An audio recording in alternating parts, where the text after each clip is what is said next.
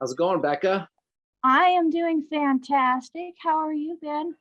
Doing good, thank you. Nice to see you. Nice to see everybody. Yeah, we've got quite a few people. And Dr. Judy is here co-hosting with us. And All right. we got people in California and Arizona and Michigan and New York and Florida and Missouri, all over the place. Mexico joining us on vacation. So awesome. And we have hands up already. Yeah, you want to take questions? I was going to talk about skin today. I would love to talk about skin. Yeah, everybody wants beautiful skin, right? What's the most important nutritional supplement for beautiful skin?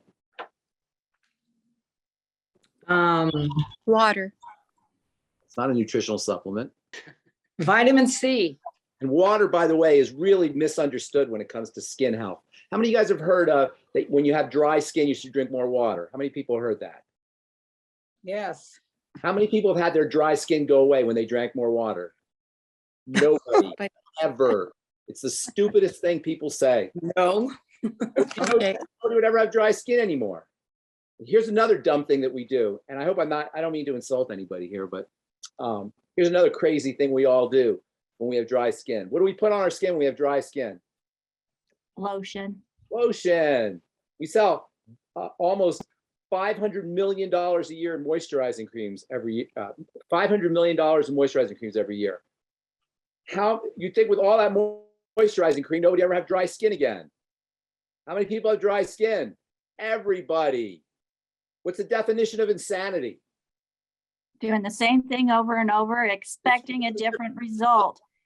So can I guess what that nutrient might be? Yeah, what's the most important nutritional supplement for dry skin? Essential fatty acids. Ultimate EFA, absolutely, 100%.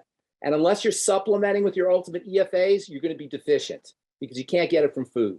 You know, we always say that in longevity that it's really hard to get your nutrients from food. Excuse me there. But nothing exemplifies the futility of trying to get nutrients from food than trying to get essential fatty acids, because essential fatty acids, the active ingredients in the ultimate EFAs, are very, very unstable. They break down in the presence of heat. Even the heat of your body, inside your body, will start the breakdown process of essential fatty acids, let alone heating in your kitchen or when you're cooking, you're making your fish. People say, oh, I get my essential fatty acids from fish. Well, not only does fish not really have essential fatty acids, but you cook your fish, and we process our grains, and we roast our nuts. And all of the main foods that have essential fatty acids in them are somehow processed or heated or cooked. So EFA deficiency is extremely, extremely common. And on top of that, essential fatty acids are misunderstood. We don't really even know what essential fat, even people in the world of nutrition will confuse certain fats as being essential. For example, there's two fats that are very important in fish. They're called omega fats. And people think that they're essential fatty acids, but they're not. They're important, but they're not essential. What does the word essential mean, Rebecca? That means that the body cannot make it on its own. More so. That's true. That's definitely true, but more so. You can't live without them. You can't live without it, right? An essential fatty acid, or an essential nutrient, I'll say, is a nutrient that without which you will suffer some kind of deficiency disease. When they want to test the effects of an essential nutrient, what they'll do is they'll take a laboratory animal and they'll remove that nutrient from the diet of that laboratory animal, and they will see what kind of symptoms show up. So they figured out that when they take, for example, the B vitamins, say vitamin B1 out of the diet of a laboratory animal or laboratory animals, they notice that there's neurological problems. Thus, they figured, well, vitamin B1 is associated with neurology. In fact, the disease that's caused by B1 deficiency is called beriberi, which in Swahili means I can't. Because when you have a B1 deficiency, you can't move, you can't get out of bed. If you have a vitamin C deficiency, if they take vitamin C out of the diet of a laboratory animal, their connective tissue will deteriorate. Their bones will become soft and fragile, and their blood vessels will become weak, and they'll bruise easily, and they'll get ulcerations in their skin, and their teeth will fall out of their gums ultimately. And basically the connective tissue deteriorates. They figure out, well, vitamin C is involved in connective tissue. Well, guess what happens when you take essential fatty acids out of the diet of a laboratory animal? First thing that happens is their skin will become dry and itchy and cracked. They'll basically have skin problems. They do it long enough, they'll end up with eczema or dermatitises. So essential fatty acids are known to be skin nutrients. They're essential, meaning you have to have them. Without them, your skin will not function as well as it should. One of the dysfunctions that will show up when you have essential fatty acid deficiencies is dry skin. And given the fact that almost everybody has an essential fatty acid deficiency, doesn't it make sense that our dry skin is not a moisturizer problem? Our dry skin is not a water problem. It's an essential fatty acid problem. It's an ultimate EFA problem. The fastest way to get rid of your dry skin, assuming that everything else is operating efficiently, is to get yourself on the ultimate EFAs. Now, fats take a little while to manifest their properties, so give it a couple of weeks. But if your client or you have dry skin and you're not supplementing with your ultimate EFAs, you have a powerful tool at your disposal that has nothing to do with moisturizers, that has nothing to do with water, that can help not only eliminate dry skin, but do a whole host of other, provide a whole host of other benefits. EFAs, your ultimate EFAs, are nature's aspirin. They are your natural anti-inflammatory and pro-inflammatory substances. I'll tell you what I mean by that in a second. Aspirin itself works, and not just aspirin, but Motrin and naproxen and these so-called non-steroidal anti-inflammatory drugs that so many people are on, work via the EFA system, the essential fatty acid system in the body.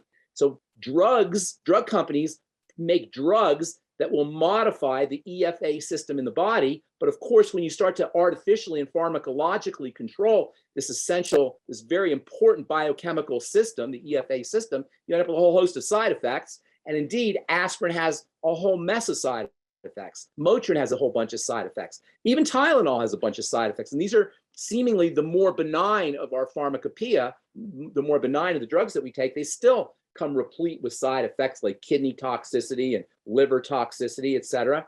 So using your ultimate EFAs is not only going to help you with your skin, it also help you with inflammation in the natural way. They're nature's own anti-inflammatories. Let me say a couple things real quick about the balance of omega-3s and omega-6s. Most of you guys know that omega-3 and omega-6 are the colloquial term for essential fatty acid, but to dig a little deeper here, omega-6 and omega-3 refer to chemical structures, the shape of a chemical. Chemical structure is the chemical shape. There's lots of omega-6s. There's lots of omega-3s, but only 2 essential fatty acids. That means not everything that's an omega-6 is going to be an EFA. Not everything that's an omega-3 is going to be an EFA. There's only 2 essential fatty acids, 2 and 2 only. There's not 3. Some people tell you there's 3. It's only 2. They're technically called alpha linoleic acid, which is also known as, linoleic acid, and alpha linolenic acid, ALA or LA, without getting too much chemistry, LA and ALA. It's only 2.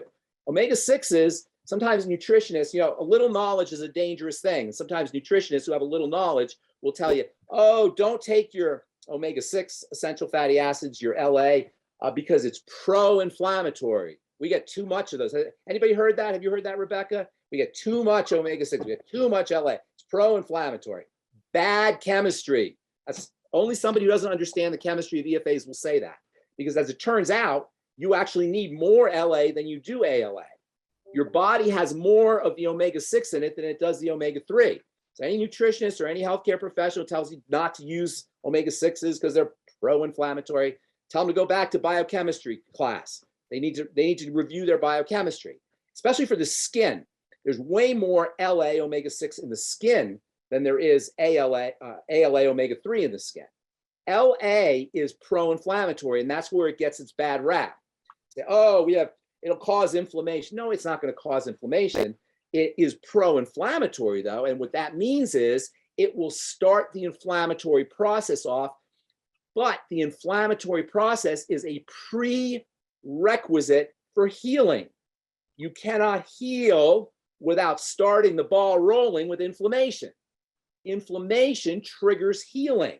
So omega-6s are pro-healing, even though, or I should say LA is pro-healing, even though it's pro-inflammatory. Does that make sense? So yes, it is pro-inflammatory, but you can't heal without inflammation.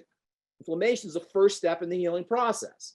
So without enough omega-6s, without enough LA, you're not going to be able to start the ball rolling on the inflammatory process, meaning on the healing process. So sometimes I say, oh, well, there's lots of LA in the diet because LA's in corn and LA's in sunflower and LA's in safflower, LA's in soy, LA's in all of the almond and wheat germ. All the oils that we tend to get a lot of have LA in them. So they say, oh, you get too much LA.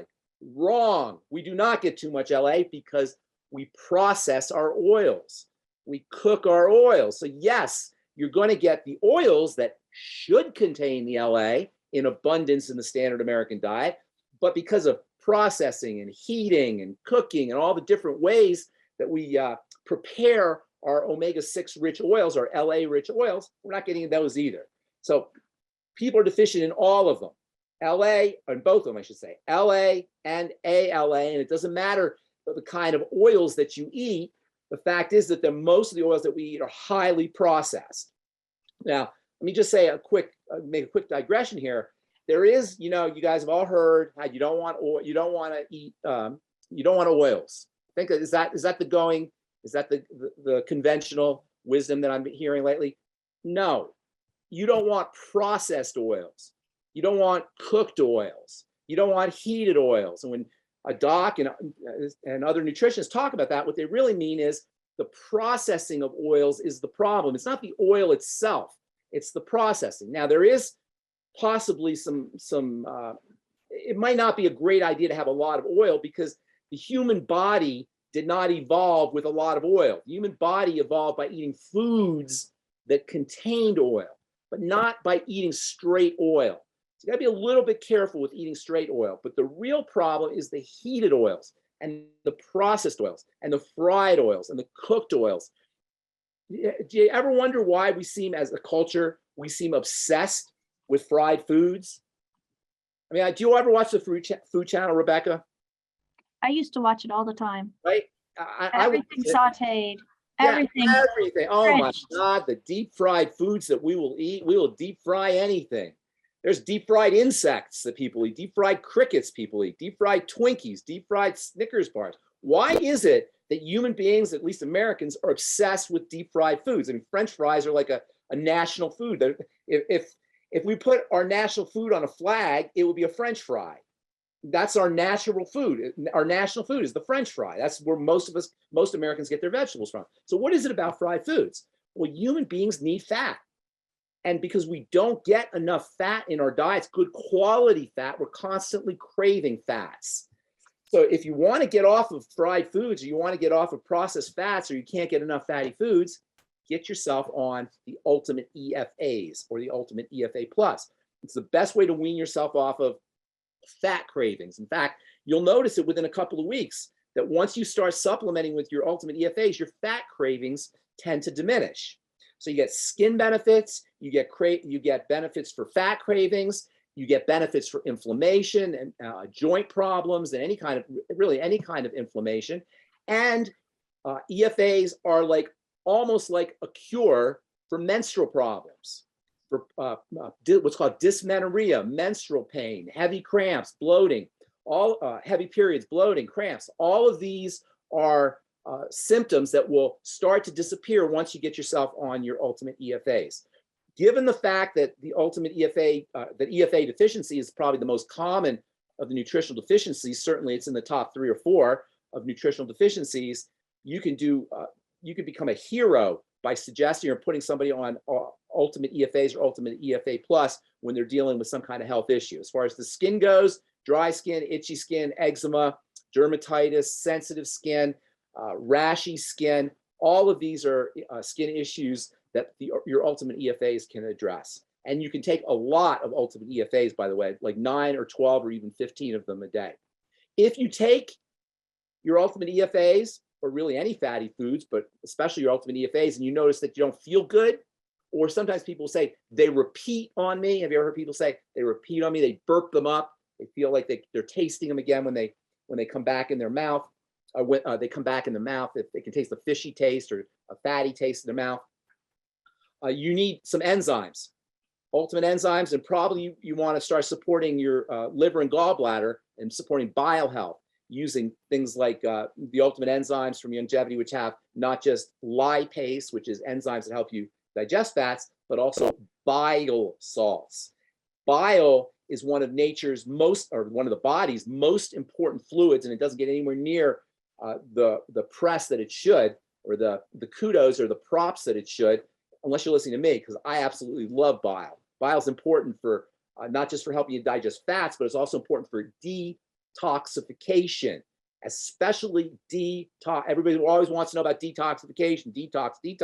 One of the best things to make sure that you're detoxing is make sure that you're taking bile salts and that you have a healthy functioning gallbladder and liver, and you're making bile, because bile, in addition to helping you process food, process fats specifically, is a detox fluid, especially for detoxing hormones, old hormones, used hormones, the most important of which, or the most relevant of which when it comes to health, is estrogen. I can't even count the amount of health problems that are associated with estrogen that is not being cleared properly out of the body and detoxified through bile, including menstrual problems, infertility, depression, weight gain, fibromyalgia, migraine headaches. All of these are problems of cancer, ultimately, fibroids, cysts, endometriosis. All of these are issues associated with excess estrogen, and estrogen, not necessarily excess estrogen, but excess not processed or unprocessed or not eliminated estrogen. Estrogen is a very, very, very powerful hormone. It's the most powerful of all the steroid hormones, with the possible exception of testosterone. Testosterone and estrogen are the two most powerful of the steroid hormones, and the body has to eliminate these quickly. Estrogen in particular has to be eliminated quickly. If you are not eliminating estrogen quickly, that is because your bile's not working correctly, or your intestine is not working correctly, or your bowels are clogged, you're not having regular bowel movements, you have a liver problem. All of these can compromise estrogen processing and estrogen elimination, and you're more likely to have all of these horrible diseases, including breast cancer, which is an epidemic almost, and uterine cancer and ovarian cancer, all the reproductive cancers, including infertility, which is also almost an epidemic. To compound the problem, not only are many of us not clearing out our estrogen, but a lot of us are taking estrogen, excess estrogen, in terms of hormone replacement therapy or the birth control pill. And even if we're not taking excess extra pharmacological estrogen, a lot of people are getting excess estrogen through ingestion of soy, or ingestion of meat, or that have meat products or dairy products from animals that have been given estrogen, so-called xenoestrogens or foreign estrogens. Even plastics and sunscreen chemicals, many cosmetic ingredients can act like fake estrogen. Long story short, in addition to not eliminating estrogen, a lot of us are getting too much estrogen exogenously, so-called xenoestrogens. So controlling the estrogen system is really important. One of the easiest things you could do is get yourself on progesterone, which naturally balances out estrogen. Another thing you could do is use your ultimate EFAs, which act like natural estrogen. In addition to being natural anti-inflammatories, they have natural estrogenic properties. And of course, you can also support the bile system by helping your body clear out estrogen by using your ultimate enzymes. How do you like that? Your ultimate enzymes can be one of the best ways to treat estrogenic health challenges by supporting the elimination of estrogen. Bowel function is also important for supporting the elimination of estrogen, and that's where your daily digest comes in. Also, of course, the nightly essence. And then there's a new digestive supplement with lots of great bacteria in it. Rebecca, help me out. What's it called? The Pre Plus Probiotic. No, it's called the Ultimate Microbiome, maybe? Oh, the Ultimate Microbiome, Yeah, yes. the Ultimate Microbiome it just came out, I think, about 3 or 4 months ago. Great for digestive health, great for supporting the elimination of estrogen, in addition to all these other strategies that we're talking about. Fiber, of course, is also important as a prebiotic. biotic to help support the probiotic. Fiber not only helps you eliminate estrogen or through the bowels by improving bowel function or bowel movements, fiber also chelates estrogen, connects up with estrogen, traps estrogen so that it can be eliminated. So your ultimate EFAs, so many wonderful benefits, not just for the skin, but for the hormone system, as a natural anti-inflammatory, for supporting the healing process. And if you want one more amazing benefit from the ultimate EFAs and ultimate EFA plus, one of nature's best natural statin drugs. Ultimate EFAs will act like a statin drug and help you help improve or help lower extra production of cholesterol, which isn't necessarily a problem on its own, but the chemistry that causes excess cholesterol, that can be a problem. And your ultimate EFAs can act like a natural statin drug in that regard. One last thing, let me just say one last thing. Always take vitamin E, or a good EFA supplement will always have vitamin E with it. And your ultimate EFAs also have vitamin E, because vitamin E protects the ultimate EFAs. It protects those unstable essential fatty acids. So we have a few questions in regards to omegas, Ben, that have come up through the chat. Yes. So Tammy says that her husband, who is diabetic, was prescribed omegas, but they smell fishy to her. Does that mean that they are more harmful than helpful? Well, is Tammy is she on the call here? Or is she? She is. I'd ask Tammy if. Tammy, can you unmute? Hey, Tammy, what kind of EFA? They give you the prescription EFA, the drug? Yes. Well, they prescribed one and the insurance wouldn't approve that one. So then they did approve another one. And I don't have the bottle with me, so I don't remember the Prescription exact. though, right? It's a There was prescription. EFA, there was the two EFA and something else, but they smell really fishy to me. I'm not quite hearing Tammy, but I think you said it smells fishy. The question Rebecca asked Tammy, because I can't really hear her, is it a drug? They're making an essential fatty. They make a fatty acid that's a drug. It's not an essential fatty acid, but it's a drug. I think it's called orlistin or something like that. I forgot what they call it. Is it a prescription? Did you have to go to the pharmacy to get it and fill a prescription? Yeah.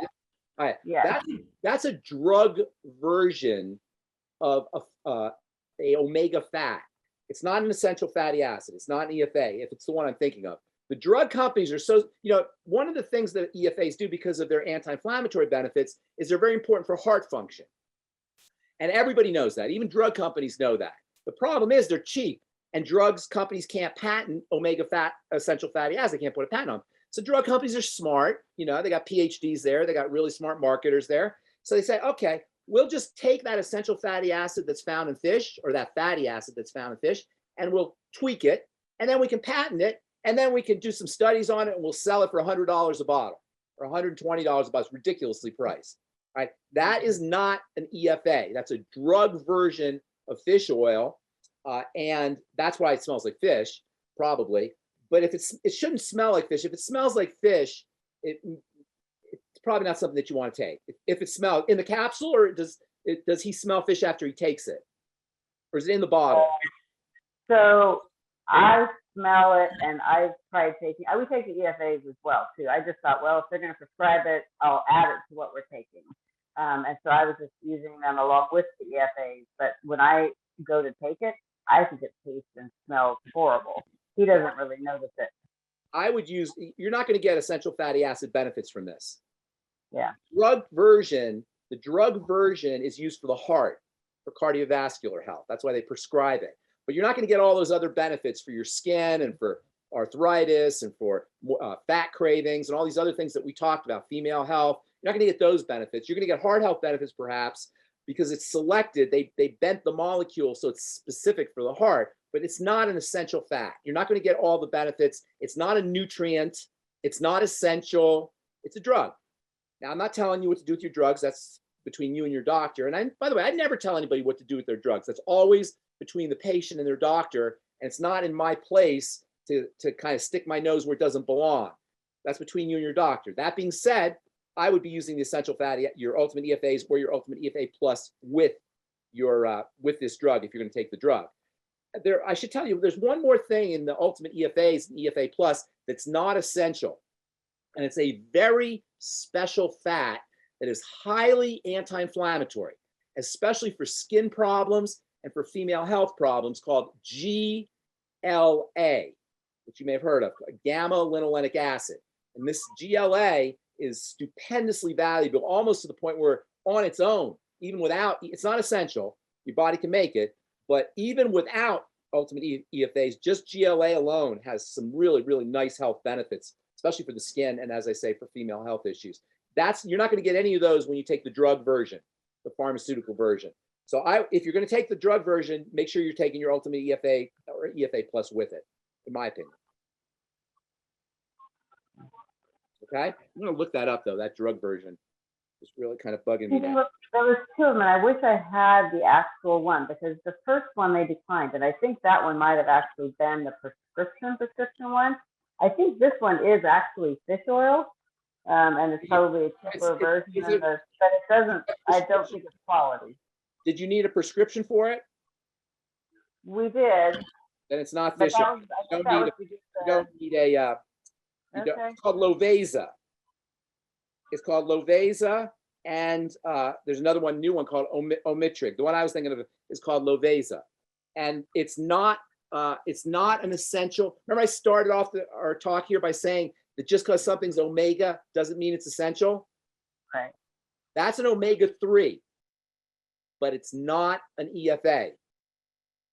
What they did is they took a fatty acid, they tweaked it in the laboratory, an omega-3 fatty acid. Not all omega-3s are EFAs. Not all omega-6s are EFAs. There's only 2 EFAs. Just because something's omega-3 or omega-6 doesn't make it essential.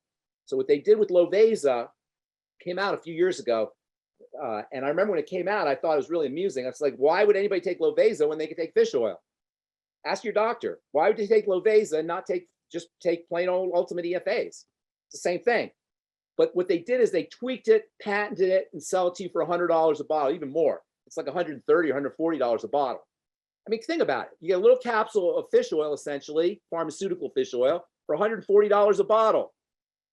And all you're not even getting anything essential. You're just getting a little tweaked fish oil. It's one of the most in-your-face, obscene pharmaceutical medications or pharmaceutical products in the whole pharmacopoeia, as I look at it. Because all it is, think about it.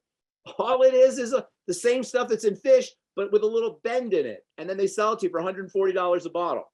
Now, I mean, you have probably insurance. I'm sure you didn't pay for it, but somebody paid for it. All right. All right. Thank you, Tammy.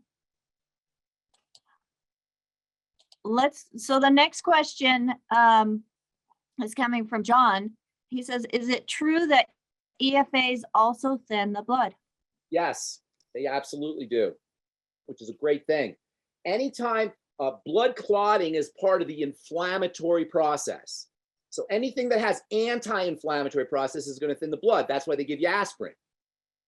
Aspirin's for headaches. What the heck's got to do with the blood? Well, aspirin is an anti-inflammatory. Clotting is an inflammatory process. It's part of the inflammatory processes of the body. So anti-inflammatories have a blood thinning effect. And so EFAs are anti-inflammatories. Omega-3s are the anti-inflammatory part of the essential fatty acid, the alpha linolenic acid. That's the anti-inflammatory ALA. And yes, they will. ALA will thin the blood. Not omega-6, not linoleic acid, alpha linolenic acid. LA, I don't want these names sound really confusing. So we'll just call it LA and ALA. LA is your omega-6 essential fatty acid. ALA is your omega-3 essential fatty acid. And yes, ALA has a blood thinning effect. All right. And Elizabeth is asking, at age 57, should I be taking the Prohoba Omega instead of Ultimate EFAs? No, I think the Ultimate EFA is a better product, in my opinion. Okay.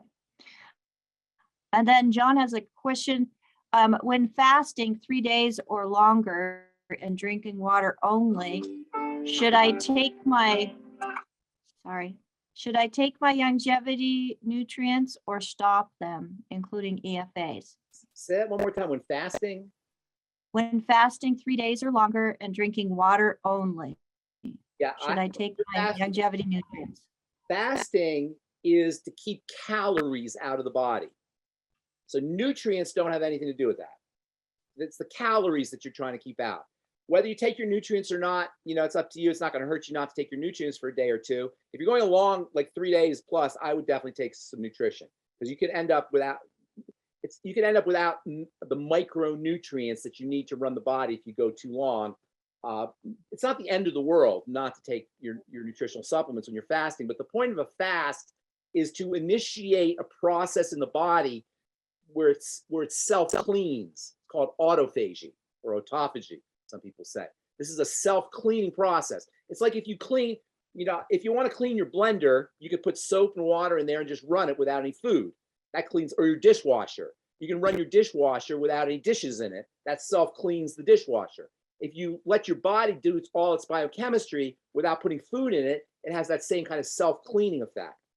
The nutrients, nutrition, micronutrients, they call them, don't have calories. So that's not going to really mess up a fast if you want to take your nutrients. On the other hand, it's not going to hurt you to go 1 or 2 days without your nutrition, as long as you have as long as you're well nutriated otherwise. All right. And Susie would like to know, what are EPA and DHA? Great questions. So alpha linolenic acid is an omega-3 essential fatty acid. Remember, I said there's only 2 essential fatty acids, ALA and LA. Alpha linolenic acid, linoleic acid. ALA is omega-3. ALA is processed in the body, and it turns into, one of the things it turns into, or 2 of the things it turns into, are DHA and EPA. DHA and EPA are derivatives of ALA, omega-3 essential fatty acid. Your body can make DHA and EPA, although it doesn't make a lot of it. And if you're not completely healthy, it's not going to make it efficiently. So it's not a bad idea to supplement with DHA and EPA. DHA and EPA are in fish oil. And this is why that's why people tell you to take fish oil, for the DHA and EPA. However, it's important to recognize that you're not going to get ALA in fish oil. You'll get DHA and EPA, which are not essential, but you're not going to get the ALA. So if you're trying to get your essential fatty acids, your EFAs from fish oil, it's not going to work. That's an important point, because a lot of people are this is why I'm saying there's a lot of confusion around fats. A lot of people have the misconception that fish oil has EFAs in it. It doesn't. It has derivatives of EFAs that are very important, but they're not essential. They're not EFAs. They're not going to give you all those anti-inflammatory benefits that we talked about. They're still important though. And they're especially important for the eyes and for the brain. So if you're dealing with any kind of mental health issues or eye issues, these are actually the whole nervous system. For Parkinson's disease or for movement disorders or any kind of neurological issues, EPA and DHA are very important. They're also extremely important, DHA and EPA, for pregnant mothers or mothers who are nursing. Because the DHA and EPA, if a woman is pregnant, the DHA and EPA will build a better brain in the baby and better eyes in the baby. And if the mom is nursing, the DHA and EPA will come out in the breast milk. And the breast milk is breastfeeding babies are dependent on nutrition from the mother. DHA and EPA will make a smarter baby, a baby with better hand-eye coordination, a baby who's got better eyesight, a baby with better overall neurological functioning. So DHA and EPA are important for the nervous system, for everybody's nervous system, but especially for fetuses and infants and babies. Oh, great question. I did not know some of that. Sherry Ann has a question, let's go back to. Let me say one last thing here about, I know I keep saying that, but let me say one more thing before you get to that question. You guys have all heard probably the endocannabinoids, right? The cannabinoids. Rebecca, you guys talked about the endocannabinoids. Endocannabinoids are your body's natural marijuana, right? The reason marijuana works so well is because it's part of your body's biochemistry. Not marijuana, but THC, the active ingredient, and a few other ingredients in the marijuana plant, as well as in the hops plant, and the sage plant, and the thyme plant. There's a lot of plants. In fact, most plants, probably all plants have some of these cannabinoids in them, but marijuana's got the highest concentration. And so people who smoke pot are actually the cannabinoids in the pot are actually interacting with their own natural neurological system, a really fundamental part of the neurological system. That fundamental part of the neurological system is called the endo, meaning inside, cannabinoid system. And the phytocannabinoids, the plant cannabinoids, interact with your endocannabinoids, your internal cannabinoids. Well, the endocannabinoids, the cannabinoids inside your body, do what you would think they would do. They make you relaxed, they make you happy, they increase your appetite. They have the same kind of effects that people get when they do marijuana. They have a kind of calming and relaxing effect. If you don't have enough endocannabinoids, you may find yourself suffering from anxiety, jitteriness, problems sleeping, nervousness. You may find yourself not able to regulate high states and you can't calm down because the endocannabinoids are important for calming down.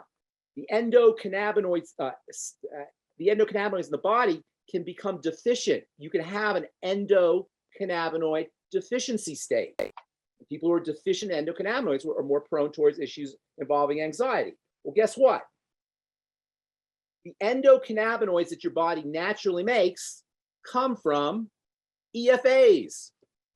So EFAs are precursors to your own natural endocannabinoids for people who are dealing with endocannabinoid deficiencies, which is a real thing. So on top of all the other benefits, your ultimate EFAs have a calming and relaxing effect on the body by virtue of their acting as a precursor to natural cannabinoids, endocannabinoids in the body. I just wanted to throw that in there. What were you saying, Rebecca? Well, so Sherry Ann, I'm going to come back to your question. I have a few more that are specifically towards EFAs. So Tammy is saying, so ultimate EFA includes ALA and LA. It shouldn't cause problems for someone on blood thinners because it is balanced. Nope. She It wants shouldn't to know. cause blood thinners because it's nutrition. The medical world confuses nutrition with pharmacology. And they see the world through drug glasses. And everything looks like a drug to them. Then that's why they'll say don't take vitamin K if you're taking a blood thinner, because vitamin K is a blood clotter or causes blood clotting. So they always look at nutrients like drugs. Nutrients are not like drugs. The body has many mechanisms for preventing nutrients from having an overactive effect. There's all kinds of safety valves and feedback mechanisms with nutrients that drugs don't have. Drugs don't have any feedback mechanisms in the body or balancing or safety valve mechanisms in the body because drugs are foreign to the body. The body doesn't know what to do with the drug. Drug overwhelms everything. Nutrients are much gentler because nature over the course of billions of years has evolved these safety mechanisms for keeping nutrients from being overactive. That's why it's almost impossible to overdose on a nutrient, with some rare exceptions if you go crazy. So it's very unlikely that an essential fatty acid will counteract a blood thinner. Blood thinning is tightly regulated. It's probably the most tightly regulated process in the body.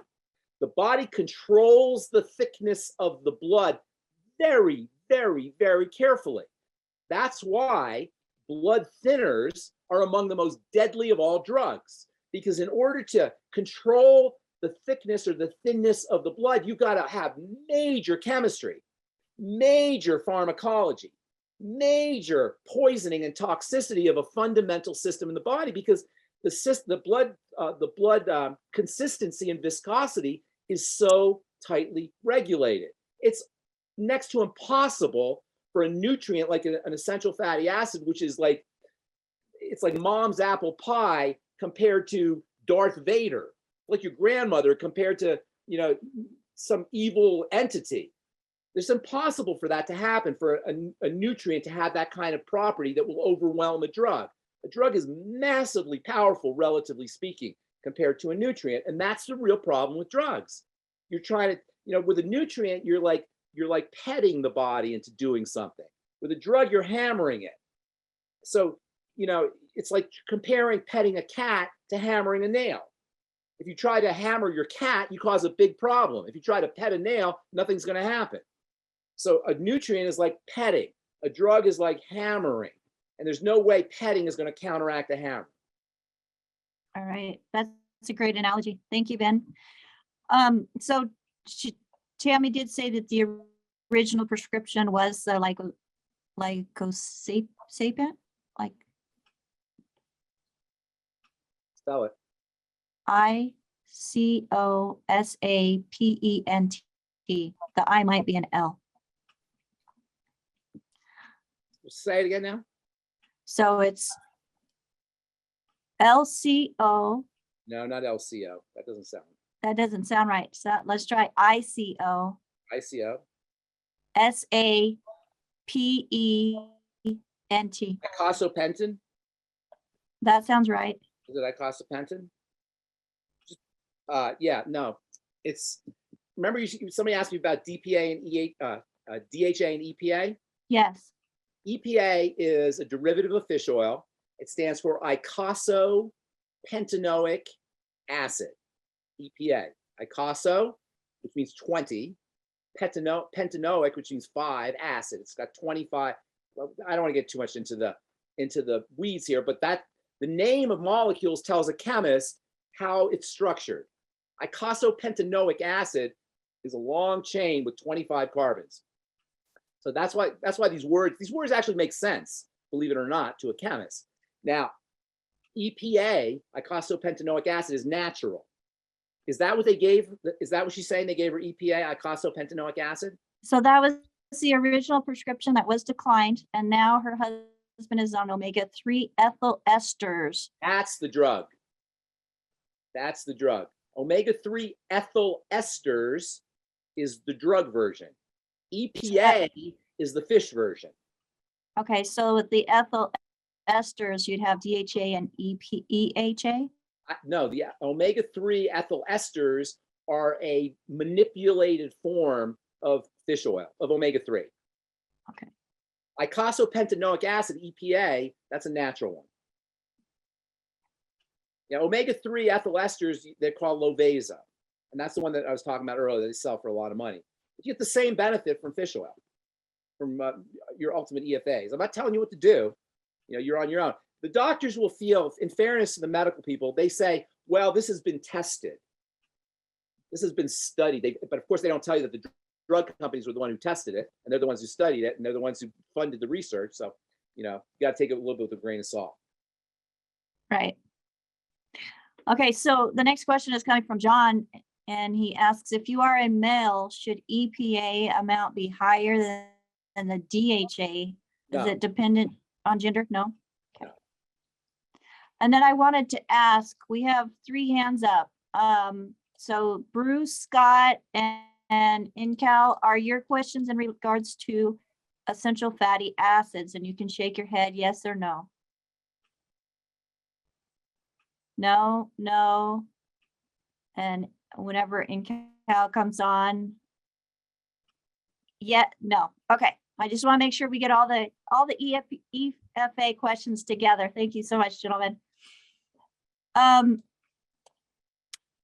then the next question is, when taking the EFA plus at 200 pounds, do I need to double and take 6 a day? And I know you said earlier you could take up to 12. Yeah, you can take 12 or 15 of them a day.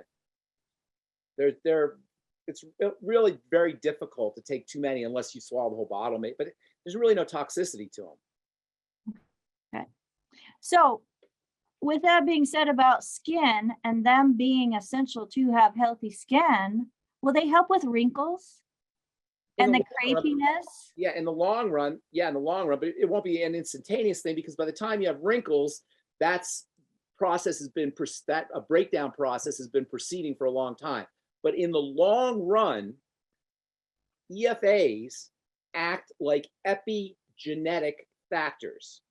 You guys are probably I'm sure you guys have talked about epigenetics. That's the idea that there's certain things that we do in life, there's certain foods we take, there's certain supplements, there's certain molecules, certain behaviors that can actually turn genes on.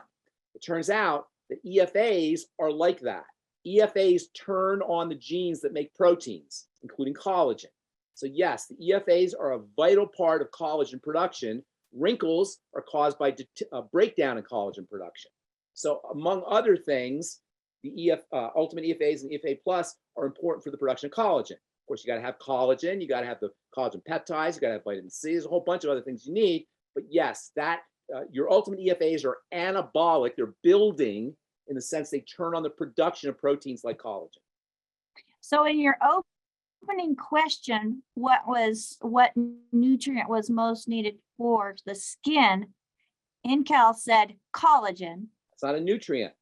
which is not a nutrient. I nutrient. wanted to get some clarity on that. So That's important, but it's not an essential nutrient. The most right. important essential nutrient for skin problems, in my opinion, is your EFAs. That's not to say vitamin C is not important. That's not to say the B complex is not important. You know, what's the most important position on a baseball team? They're all important. They're all important, right? So yeah, some people say, oh, the pitcher. Well, that's great, but you're not going to win a lot of games if you don't have the first baseman. You know, the catcher. Well, yeah, that's great, but you're not going to win a lot of games if you don't have a third baseman. I mean, they're all important. So yes, I think the ultimate EFAs are dramatically important because number one, deficiencies lead to many of the things that we just consider to be common skin problems. And number two, deficiencies are endemic. Almost everybody has a deficiency in EFAs unless they're supplementing. So that's why I say they're the most important, but that doesn't marginalize or dismiss the value of a whole host of other supplements, which is really why you want the mighty 90 essential nutrients. You know, you don't want to just say I'm just going to take EFAs because I have eczema. Yes, you want to do that, but it doesn't mean you don't need vitamin A. It doesn't mean you don't need vitamin E. It doesn't mean you don't need magnesium and calcium and potassium. It doesn't mean you don't need your B vitamins. They're all important. All right, perfect. I hope you guys are getting a lot of value out of joining us here today. I know I am. I've got a lot of heads going up and down, so that's a good sign. Wonderful. Now, you had mentioned earlier when you were talking about French fries and fried foods and having, fat cravings. John wants to know if fat cravings are sometimes disguised as sugar cravings, where you eat sugar, but the fat is satisfied. No, you're not going to satisfy a fat craving with sugar. But fat amplifies the flavor of sugar, and manufacturers know this good and well. So you'll always find foods that have fat in them will also have a lot of sugar. And sugary foods will always have a lot of fat in them. So they tend to put them together. Fat and sugar tend to kind of act synergistically in terms of taste. But no, you're not going to satisfy a fat craving with a teaspoon of sugar. You'll satisfy a sugar craving with a teaspoon of sugar, but you won't satisfy a fat craving. In fact, if you really want to do an experiment and you're one of those sugarholics, you can't get enough sugar, do teaspoons of straight sugar. And that will definitely you'll get sick. You'll be sick of sugar if you do that. I mean, that'll over satisfy your sugar craving, but you won't satisfy a fat craving with sugar. And then his next question is, what if your gallbladder has been removed? That's a problem. That's a big problem. And nobody should ever have their gallbladder taken out unless they have cancer. Just because you have now, I say that, I've never had gallstones, but I know people who have. I have a good friend who gets gallstones. They're painful. Have you had them? I've had them. So, when I say nobody should have their gallbladder taken out, it's a big glib because when you have the pain, and Rebecca, maybe you can second this. You say, take the damn thing out. I don't want it. If it'll get rid of my pain. It's that kind of pain from what I've heard and what I imagine. Is that correct, Rebecca? It's like that is correct. That's very, very painful. Yeah. But I chose not to. Yeah. So it takes a lot of bravery when you're going through that pain to understand that you need your gallbladder. The medical people feel like because you can live without a gallbladder that it's okay to take it out. But the problem is when you start taking organs out of the body, you end up with this domino effect on the digestive system downstream. For example, when you eat a food, it goes into your esophagus, then goes into your stomach, right? And then in your stomach, it gets ground up and it gets mashed up and enzymes work on it and acid works on it. And then it comes out of the stomach as a ball or as a soup or a stew of acid mush. And that acid mush has a technical name, it's called chyme, C-H-Y-M-E. And that acid mush goes from your stomach into your intestine. And there's a little juncture, a little sphincter that connects your stomach to your intestine. And at that point, what's supposed to happen at that point is that acid triggers a shot of bile from the gallbladder. That shot of bile from the gallbladder creates a fizzing effect because bile is alkaline. And so when the alkaline bile hits the acid chyme, it creates a fizzing effect. Remember when you were a kid and you would take a baking soda and lemon juice just to see what happened? You mix them together, you get this fizzing effect. That's kind of what happens. And in fact, I don't know, you may have heard, I think I said this in our Arizona talk, we discussed this, and correct me if I'm wrong, Rebecca, how when you have a roast beef in a pan and you want to get the grease off the roast beef, you know how the grease bakes on the pan, you can take baking soda and put it on the grease, and then you can squirt lemon juice or vinegar on the baking soda, and you get a fizzing effect, and that liberates all the fatty grease that's stuck to the pan, right? Well, the same thing happens to the food, to the chyme. The chyme, the acid chyme, contains fatty nutrients in there. The bile is alkaline, it hits the acid chyme, you get a fizzing effect, and the fatty nutrients are liberated. The vitamin A, the essential fatty acids, the vitamin D and K and E, the phytonutrients, all these tend to be fatty, and the way they're liberated from your food is by the shot of bile that hits the chyme. Well, if you don't have a gallbladder, you're not going to get that shot of bile. So what's going to happen is you're not going to be able to absorb your vitamin A. You're not going to be able to liberate your vitamin A and your vitamin D and your vitamin E and your vitamin K and your essential fatty acids and your phytonutrients from the food. It's going to make it harder for you to absorb these things. And you can run into deficiencies in all these very important fatty nutrients. Now, it's true that you do get a little bit of bile. It's not like you have no bile. You still get a little bit of bile that trickles in from the liver, but you don't get a big hit of it. And so people who have their gallbladder removed are not going to be able to liberate their fatty nutrients as effectively from foods, and they can run into deficiency states downstream. Also, because these fatty nutrients are still in the food, you can start to suffer from malabsorption. You end up with diarrhea, chronic diarrhea, or loose stools because you're not absorbing your fats. Your fats come through, they go through the intestine.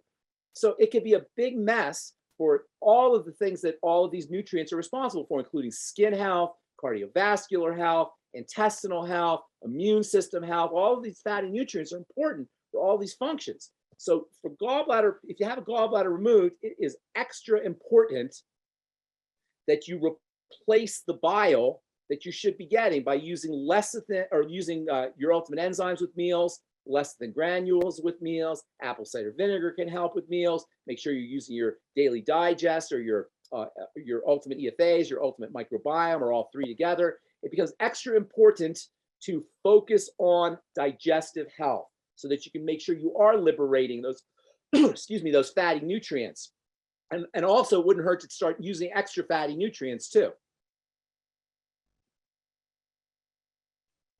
But keep your gallbladder if you can. And I know, it's easy for me to say because I don't have gallstones, and people who have gallstones say, they want to have their gallbladder out. Let me just say this real quick. We talked about bile before. One of the interesting things about bile, excuse me, is bile recirculates. It's reused. And as it's picking up toxicity from foods, perhaps, or from old hormones, perhaps, it becomes sludgy and sticky. When it becomes sludgy and sticky, it's more likely to form into stones. And stones are the end result of congestion in the bile. So keeping the bile clean is the real strategy for eliminating stones. And that means making sure you're staying away from foods that cause toxicity or food allergens or anything that causes digestive problems, making sure you're staying away from xenoestrogens, foreign estrogens, making sure that your hormone health is appropriate, making sure you're getting enough cholesterol, because cholesterol bile is cholesterol. Bile is it's a derivative of cholesterol. So making sure that you're not on a statin drug or, doing things that support the cholesterol system of the body. Usually we don't really have a problem. Most people anyway, don't have a problem making cholesterol. So that's not as big of an issue. But keeping the bile clean by making sure you're staying away from toxicity, especially food toxicity, is the best way to prevent gallstones. All right. Thank you so much. Now, in regards to keeping the blood clean, Linda said she had a lady yesterday that said she cannot have anything with vitamin K because she's taken warfarin. How do we as non-professionals help her understand the dangers? No, you don't. I don't. You can do it if you want to. I wouldn't do it. I don't argue with anybody. You know, stupid is as stupid does. Nothing personal. You know, vitamin K is involved in 100 different functions in the body. Okay, it's important for bone health. It's important for calcium metabolism. It's important for the intestine. So many different things vitamin K is important for. And so for some medical professional not to say not take vitamin K because they're on a blood thinner because vitamin K may clot the blood. It's at the apex of stupid things that a medical professional can say. And I don't mean to be rude. I'm sorry, but it's crazy. Vitamin K is an essential nutrient that you cannot live without. Now, you can make some vitamin K in your intestine. Bacteria make vitamin K, and you'll get vitamin K small amounts in foods. So you may not need necessarily to supplement with it, but this idea that a vitamin will counteract a drug is just ludicrous. And I said earlier, vitamins don't work that way. Essential nutrients don't work that way because they read in a book that vitamin K is associated with blood clotting, and I don't want your blood to clot, so don't take vitamin K. It exemplifies the distinction between biochemistry and clinical chemistry. Clinical chemistry is the chemistry of books, the chemistry of how something works from a textbook. Biochemistry is what's happening in your body. Yes, if you look at all the things vitamin K does in a textbook, it'll say one of the things it'll say is vitamin K is important for the clotting process. And so if you read a textbook, oh, it's important for the clotting process, so you shouldn't take it because I don't want your blood to clot, then that makes sense. That's clinical chemistry. Biochemistry is what is vitamin K actually doing in the body? Well, vitamin K is important for calcium balance. It's important for keeping calcium attracted to things, calcium in the bones, calcium in biochemical reactions, calcium in cells. So to say not to take a vitamin because it might interact with some kind of drug phenomena, it just doesn't make sense given the essential nature of vitamins and the essential nature of nutrition, of nutrients and vitamins. I agree. That just doesn't make I'll sense. also say don't eat that's not even the stupidest thing. The stupidest thing is when they say don't eat green vegetables. I was like, don't eat any green vegetables. I can see, a case being made, don't supplement with extra vitamin K. I can kind of see the logic there. But to say not to eat green vegetables, not to eat broccoli, not to eat asparagus, not to eat watercress and spinach because that's the vitamin K in it, as if that's the only thing that's in spinach, and to deprive yourself of the power of green leafy vegetables because there's some vitamin K in there, I think it's 4 or 5 pages stapled together that I have in my file cabinet of all the foods not to eat, and then the ones that are okay to eat when on a blood thinner. And the things that they say not to eat compared to the things that are, it's just, are you kidding me? You're telling them they can have a junk food diet with nothing but processed foods, sugar, and fried. It's like you said, yeah. Anyways. Okay. So how about, Tammy says that she knows a couple of situations where the HDL and LDL are fine for cholesterol, but the triglycerides are over 350. Your thoughts on that? The triglycerides are the problem. HDL and LDL are not the problem. It's the triglycerides that are a problem. If your triglycerides are high, chances are you're eating too much sugar. That's the problem. You may not be processing fats correctly at the level of the liver or perhaps the pancreas, but usually it's a sugar problem. Usually standard American diet. That's a triglyceride elevating diet.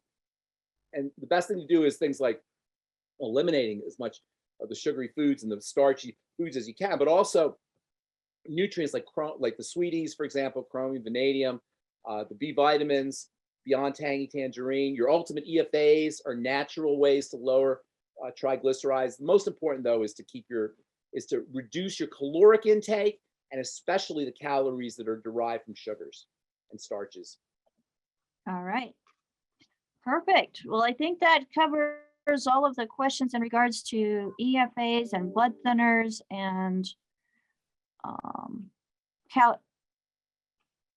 yeah, fats, essential fats. So let's go to Scott, who has his hand up. Scott, go ahead and unmute yourself.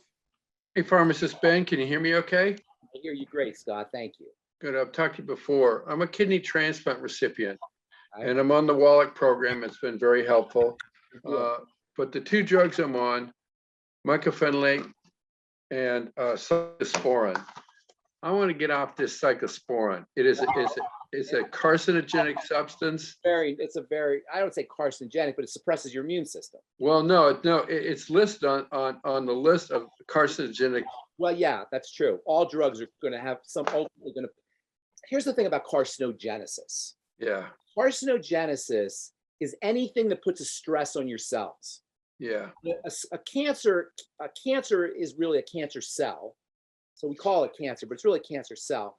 Anything that overwhelms the cell, that creates toxicity at the level of the cell, can be carcinogenic. all right. So in that way, it's carcinogenic. Also, the real problem is it suppresses your immune system. Your immune system is supposed to take care of cancer, but you're stuck in a bad place because you have to have an immune suppressant because you got something foreign in your body, right? The kidney is not your kidney. So your body's going to have a natural reaction. It's going to have a tendency to want to attack that foreign object. So in order to deal with that, you've got to suppress your immune system. But is there a better transplant drug that you know of that isn't quite as toxic as this? You got to have your immune system suppressed. That's how you. But what you can do is you can take nutrients that can help the immune system and can help your body process the cyclosporin. Okay, So such as? You understand the law. I'll tell you what you can do here, but I want to tell you the logic here. Yeah, no. The body eliminate the cyclosporin as best as possible. Okay. And focusing on liver health, because the liver is the organ that's going to eliminate the cyclosporin. So all your mighty 90 essential nutrients, especially the ultimate EFAs, which we just talked about. Yeah. Make sure that you're not putting extra load on. First of all, you should be on the mighty. You are, I take it. I assume you're on the mighty 90 essential nutrients. Yeah, I'm on the mighty 90. I'm on both EFAs. I'm on MSM, everything. It's keeping you in the game. Without that, you would not be around. You would not have anywhere near the amount of health and resilience and energy that you have. That stuff is keeping you in the game. Okay. Stay on that. Also support digestive health so that you can eliminate all that stuff. Anything. Yeah, I'm on the ultimate enzymes every meal. And microbiome. Anything that you could do for the microbiome. The ultimate microbiome, the nightly essence, the daily digest. And then minimize the amount of work that your body has to do. The more work your body is doing to digest its food, for example, the less resources it's going to have available to deal with the cyclosporin and the other drugs, as well as the kidney transplant. So calorie intake should be monitored closely. You want to be doing as much nutrition without nutrient density. So you get high nutrients, low calories. Excuse me, calories are not your friend. Calories represent a burden on the body that at this point in your life, you don't really have the luxury of being able to indulge in. So keeping your calories down while you're making sure to get your nutrients. They call that the cron diet, calorie restriction, optimum nutrition. So calories low, but nutrition high. More calories mean more work. And certain foods mean that you're eating, like processed foods, mean calories without nutrition, and that's what you want to stay away from. You want nutrient density, and the less you eat, the better off you're going to be. Give me that acronym again for the calories, the diet that you mentioned. CRON, C-R-O-N, CRON, calorie restriction, optimum nutrition. Calories are nobody's friend. Nutrition is your friend. We assume calories and nutrition go together. They don't. In the old days, they did.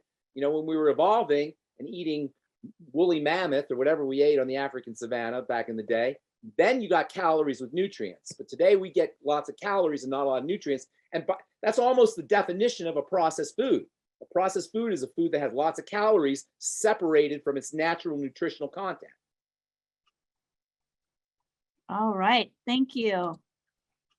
Did you have any more questions, Scott? We had a lot of background noise, so go ahead. Not really. Yeah, so the other product you think I should be taking was Microbiome, Ultimate Microbiome. Bione, BIOM as in Mary, E. M as in me. Okay, good. And I'll Biome. put it in Okay, the good. chat, Scott. Thank you. Appreciate it, Pharmacy Ben. Thank Have a you. good day. You too, Scott. All right, thank you, Scott. Okay. All right, next, let's go to Encal. Go ahead and unmute yourself, and if you want to turn your video on, fantastic. Okay. Hey, thanks, Pharmacist Ben, for taking a quick question here about hemorrhoids and relieving the pressure associated with them. It feels like a broken blood vessel type of condition. Hemorrhoids are a circulatory problem. The blood is not moving correct. When you have a hemorrhoid, it's actually, the technical term is an inflammation in the hemorrhoid. That means the blood is not circulating appropriately. People who have hemorrhoids also tend to have varicose veins. Hemorrhoids and varicose veins go together, and it also happens with people who sit a lot, women who are pregnant. So you want to look at circulation. The venous system, the blood circulates. It's called the circulatory system, and it's a circle. Your heart's here, pumps the blood, and then it returns back up. As it returns back up, it doesn't have the same, it's not as, it's further away from the heart, so it doesn't get the same push that the front part of the circle gets. And so things tend to have a tendency to pull down unless you're moving or breathing, and if there's inflammation or anything that kind of slows down the movement of blood in this upwards part of the circle, things sink. And that's where varicose veins come from. That's where hemorrhoids come from. It's called venous insufficiency is the technical term. And that's how you want to look at hemorrhoids. So you want to start working with the circulatory system. If there's any inflammation that's going on, you got to work on the inflammatory things that are happening in your body.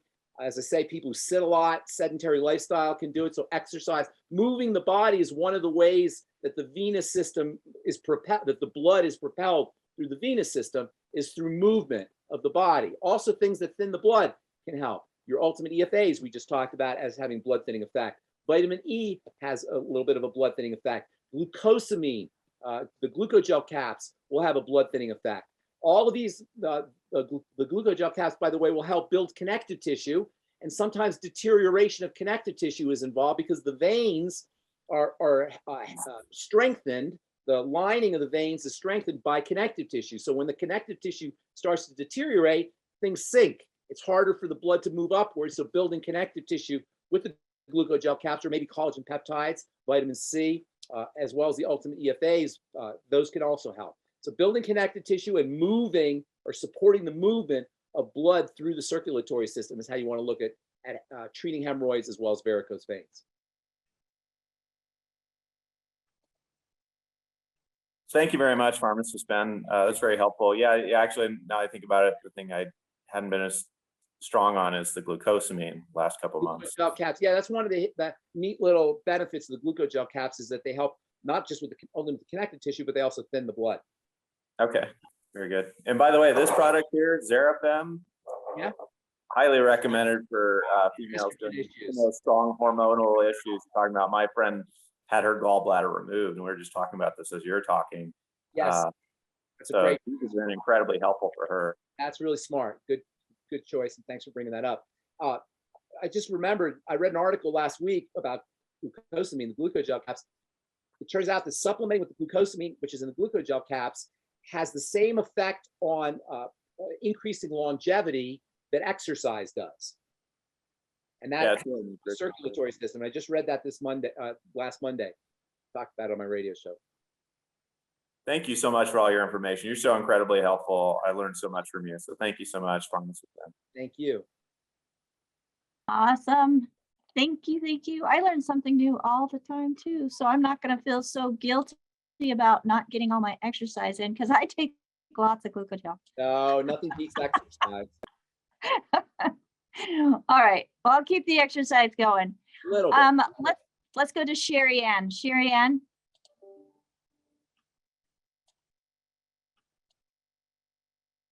Okay, thanks for taking my question.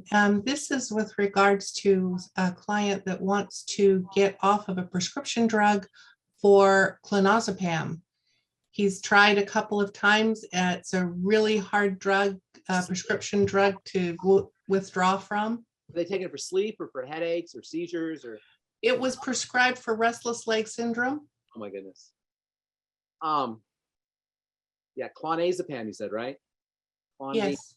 Yeah, that's unfortunate. Clonazepam is a relaxant, and they figure we'll just relax everything. It's not a pleasant drug, and I never. It just always amazes me, these kinds of things. Restless leg syndrome should be treated first and foremost as a sign of electrolyte deficiency, and it may also involve sugar and sugar metabolism. But electrolytes are the main and the B vitamins. So the Beyond Tangy, are they on Beyond Tangy Tangerine? Yes. Before bed, the Beyond Tangy Tangerine, and I would up the dose. Maybe also the De-Stress, which has some B vitamins in there. Beyond Tangy Tangerine is really the best way to go, though. And how much are they using on the Beyond Tangy Tangerine? And are they using it before bed? No, the tablets, I believe, and in the morning. Liquid, and I would use it before bed. Restless Okay. leg syndrome are a sign that the nerves are jumpy. Also, maybe the ultimate EFAs might help too. When the nerves are jumpy, you'll feel twitchy, and that's what restless leg syndrome is. The nerves, the legs feel really twitchy, and so the idea of the clonazepam is it just shuts everything down, helps them fall asleep, which of course is not the greatest strategy in the world, because then you get addicted to the clonazepam as this guy's experiencing. So using the Beyond Tangy Tangerine before bed, ultimately EFAs before bed, but then also some strategies to help them sleep. One of my favorite longevity products that I never talk about is the Sleepies, which has kind of nutrients in there, including melatonin, that help you fall asleep. And even melatonin by itself may help them fall asleep also. So helping them fall asleep is a strategy, but the main strategy is to calm the nerves down. And that's where B vitamins, electrolytes, and your ultimate EFAs come in. You'll get that in the Beyond Tangy Tangerine and the ultimate EFAs. That is what I would do. So how does he withdraw from this safely? Because the withdrawal is the issue. That's between him and his doctor. He shouldn't do it on his own. And you're right. The clonazepam is of a class of drugs called benzodiazepines, which you may have heard of, like Valium is the classic one. And you don't want to just stop taking them. You want to wean yourself off of those slowly. What you want to do, if you ever want to wean yourself off a drug, whether it's like a benzodiazepine or perhaps a Prozac type drug, a serotonin reuptake inhibitor, certain drugs you want to wean yourself off slowly, steroid drugs, you always want to do it with your physician, because he put you on the drug. He's responsible for helping you get off it. That doesn't mean you have to listen to your physician if he tells you to stay on it. It's up to you. You know, we're in charge here, but you want to work with your physician to wean yourself off of it, because the weaning off process can cause problems if you don't do it correctly. So I would be telling, if it was me, I would tell the doc, hey, I want to start weaning myself off. Most doctors will understand that that's important, and that, you know, most doctors don't want to leave you on drugs like clonazepam longer than you have to because of their addictive nature. So doctor should be able to, I'm sure the doctor will be reasonable, and then start adding in the Beyond Tangy Tangerine when he goes to bed at night. Maybe some Osteomag also, I forgot about that. That also has a nice relaxing effect on the vasculature and the muscle system and can help them fall asleep, as well as the Sleepies and the ultimate EFAs. Add those in, and then wean yourself off the clonazepam with your doctor. That's how I would do it. Thank you very much. Thank you, Sherry Ann. All right, that's great information. Thank you. Thank you for having that question, Sherry Ann. So, well, Ben, we only have 10 minutes left, and I don't have any more hands up, and we even got through all the questions. We did really well keeping it rolling. I love that. So if anybody else has any additional questions, go ahead and quickly raise your hand. Why don't you talk a little bit about how they joined the team? Is everybody in the business here? So I think everybody that's on here is affiliated with Longevity one way, shape, or form, whether they are a distributor, or I saw a few of my customers on here as well. So for those that are customers and you're getting fabulous results that you're sharing with other people on what they can do, why not become a distributor? Get with the person that you are under as a customer and say, how do I join your team? How do I become part of this business also? So, and they'll have their link for you to sign up and join. how about some of the benefits of being a distributor? Besides the fact of helping others feel better, you can get a commission or a thank you check for referring people.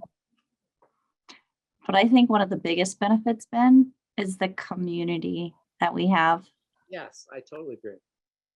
We have an amazing community.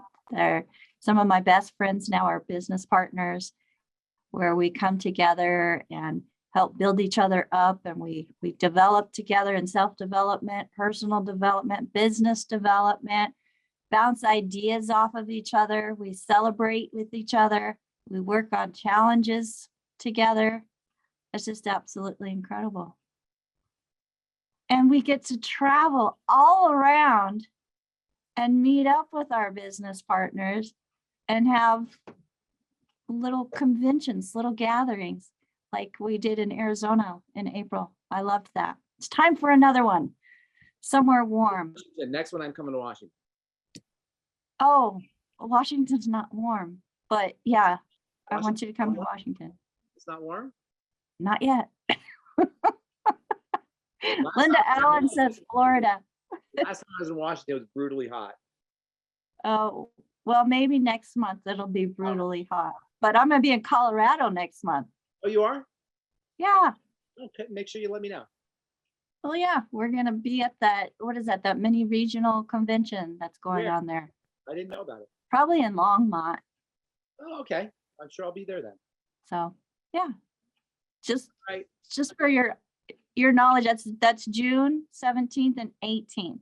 Okay. And Right. for everybody else, June 17th and 18th, check your longevity events. You'll find more information about the event going on in the events on the longevity.com website, which is available. Oh, John says Washington in August. So I think that's, Yeah, I was in Washington in August. It was brutal. I was gonna say that's probably the warmest for me, the best, being an Arizona girl, but yeah.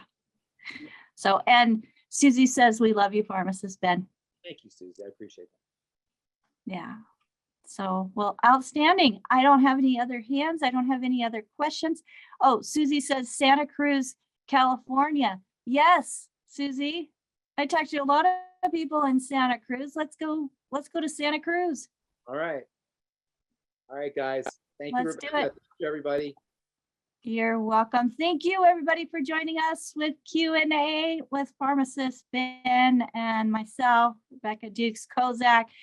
We want to make sure that you guys have the information that you need in order to be able to not only empower yourselves, but help empower others in a way that is not telling them what to do, but giving them information and knowledge that helps them make better decisions.